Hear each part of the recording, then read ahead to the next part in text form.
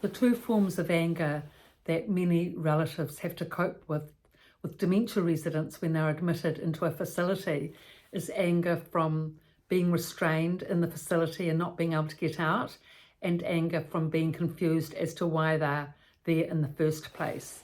Now, both of these can be addressed, and they need to be, both for the health of the dementia resident themselves and the other dementia residents at the unit, because if anger doesn't get addressed, it can escalate from low through to moderate through to high. And once it reaches high anger, then of course it can lash out to aggression and rage. And with other vulnerable, frail dementia residents there, that's a huge health and safety risk. So these aspects of, wanting to get out and being confused as to why they're there in the first place need to be addressed step by step, and they can be, and make for a better stay and a healthier stay at the unit. So in regards to the person feeling frustrated and angry, being in the unit and wanting to get out, the best thing really is to let them get out and take them for walks. Now, there are varying opinions on this. Some staff say that residents should just be by themselves for a week or two to let them settle in before you come and visit.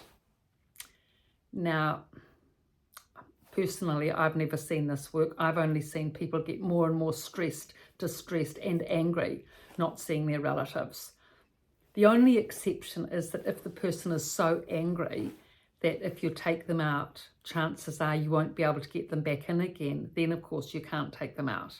So that's the proviso there. But otherwise, if the person is at a lower level of anger and you can take them out, it's so much better if you can, because they can get out that aggression and that stress and that frustration and that tension, walk it out, talk it out, get moving mentally and physically, have a nice time outside. You may not be able to reason with them too much. It's hard to reason with someone when they're angry, but hopefully it's low level anger. And then when they quieten down after a walk, hopefully they're a bit quieter and more settled, then you can sit with them in a nice quiet place and in the sun somewhere under a tree and explain it to them. If they're angry and stressed about why are they there, which is so often the reason for anger. What's happening? Why am I there? It does need to be explained. It really does. Because otherwise there's so much confusion along with the anger. It can be very difficult to de-escalate. So, in the best way that you can, explain about the memory loss that the person's been having, the health and safety risks at home, the direction orientation losses, and however you can manage, it will really make a very big difference. There was one woman at the unit and she was very angry. For the first week, she was very stressed and used to pound at the door constantly, as can happen. Let me out, let me out. And with that, call the police, So sad, really. And I wondered whether she would de-escalate because she was really, really riled up. And she was a fit, strong lady too. I mean, she could really bang that door. Oh, they must get sore fists and knuckles. And there was no letting up. Everyone had tried to explain to her, of course, why she was there and had tried to be kind and caring and considerate, but nothing was working at all. She was just fiery. Anyway, her daughter came in, and this was the method that the daughter used, a number of methods she used to decrease her anger. The daughter came in, lovely daughter, well-informed, well-educated on dementia. She worked in a medical facility somewhere, and she came in with the duvet, the all-precious duvet and the heater. Her mother had requested it, amazingly enough, because residents don't often request items from their daughters and sons, but she had said, to her daughter that she'd been cold and that she needed something, to warm up the room. So the daughter had brought in the heater and the nice duvet. So that had gone a long way to appeasing the mother. So she went into the room with her daughter. Then she came out of the room with her daughter. completely different woman. And she said, I live here now. This is my home. I was astounded that the shift, the daughter had explained to her about why she was in the dementia unit. I don't know, I wasn't privy to the conversation, but she'd obviously said it in such a way that the mother had accepted it and came out and said, I live here now, and this is my home.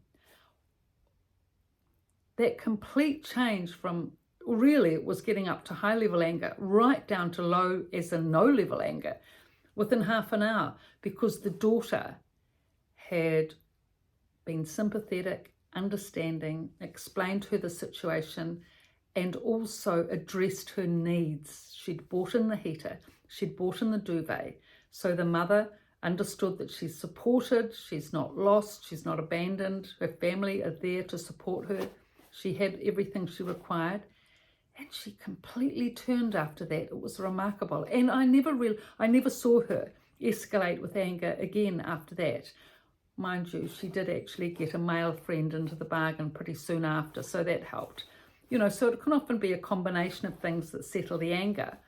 But she was fine after that, and also her family did take her out for walks regularly and cups of coffee, going to the cafe, etc. once a week. So she was well supported. So in that way, she was able to de-escalate her anger. So it is important, because if people have that anger of wanting to get out of the facility especially, and they don't get that liberty or that chance from relatives to get out, it can internalize, or that anger can internalize, and it's really bad for the health. I mean, it just wrecks the immune system, and people can get chest infections. I've seen men who have been angry, but not overtly, but more covertly, wanting to get out and spending time at the door with all their belongings, wanting to get out, so sad, and the relatives not coming to take them out. And when they finally realize that they're not going to get out and there's no one coming, often they just fall prey to chest infections or immune system infections, when the immune system just goes right down, and chest infections are one big reason that these people seem to get, and they have no strength in their system to combat it. It's really sad. So that's why it's really important to address these things early on if possible, because once the anger gets higher, it's very hard to de-escalate. So you have to try and nip it in the bud. So coping with anger. Relatives can help so much with coping with anger, especially anger related to wanting to get out and wanting to understand why they're there, just explaining to them why they are there and taking them out for walks to give them some relief and respite. So I've written these 2 books, The Resident's Voice and The Resident's Rise, both from a dementia unit, in Amazon, so you can get them there easily, and in my website in the description below. So thank you for your looks and your likes, and your comments. It's very good. These comments are great. And please pass on the links to others, and subscribe if you're interested in this channel and finding it valuable. Please subscribe for more videos on similar topics coming up. Thank you.